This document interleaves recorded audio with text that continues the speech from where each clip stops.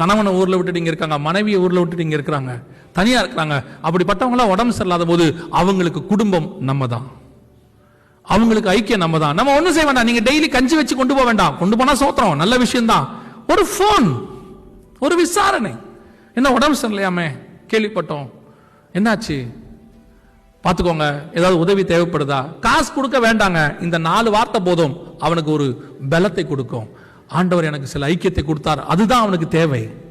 எல்லாருமே இங்க காசுக்காகலாம் இல்ல, அன்புக்காக ஏங்குறவங்க நிறைய பேர் இருக்கிறாங்க.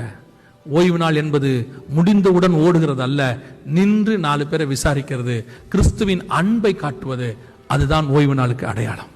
சபைக்கு வரும்போது இந்த 2 காரியத்தை மனசுல வச்சுக்கொள்ளுங்க. ஒரு திட்டத்தோடு தான் கர்த்தர் என்னை சபைக்குள் வைத்திருக்கிறார்.